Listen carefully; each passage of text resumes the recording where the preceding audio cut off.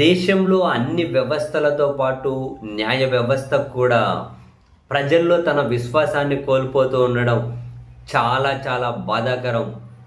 అటువంటి పరిస్థితి రాకూడదు అని చెప్పి మనమందరం కోరుకోవాలి.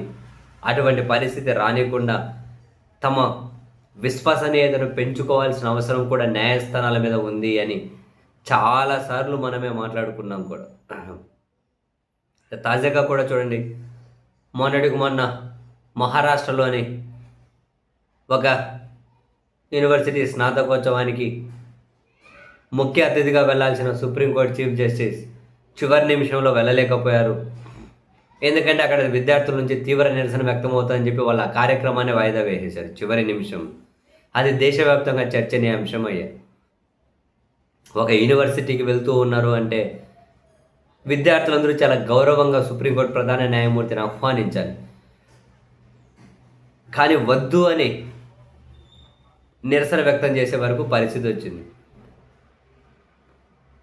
తాజాగా అటువంటి పరిస్థితే హైదరాబాద్ సల్సార్ విశ్వవిద్యాలయ స్నాతకోత్సవానికి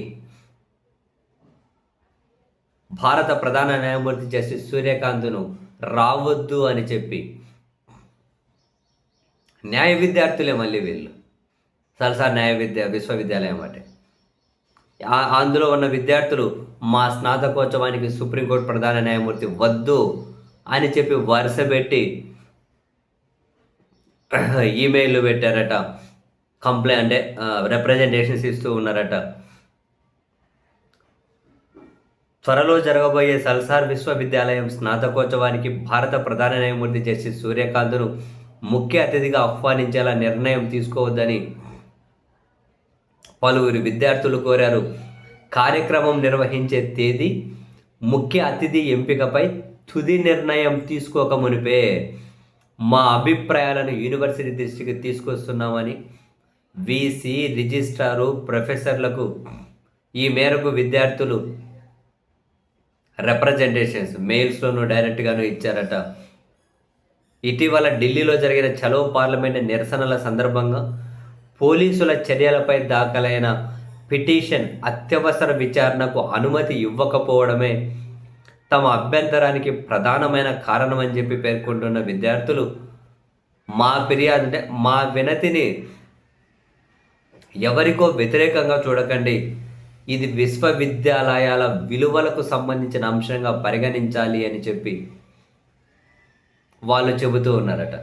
చూడండి, ఒక న్యాయ విశ్వవిద్యాలయానికే చీఫ్ గెస్ట్గా చీఫ్ జస్టిస్ను వద్దనే పరిస్థితి. ఇంకా ఏం మాట్లాడుకోవాలి మనం? దేశంలో ఇలాంటి పరిస్థితి. ఇంకా న్యాయ వ్యవస్థ విశ్వసనీయత గురించి మనం ఇంకా ఎంతవరకు వెళ్ళి చర్చించుకోవాలి? సుప్రీంకోర్టు చీఫ్ జస్టిస్ అంటే ఆ న్యాయ వ్యవస్థలో అత్యున్నతం. అటువంటి వ్యక్తిని మీరు న్యాయ విద్యార్థులు వద్దుంటున్నారు అని అంటే మనం ఎలా చూడాలి అంటున్నాం.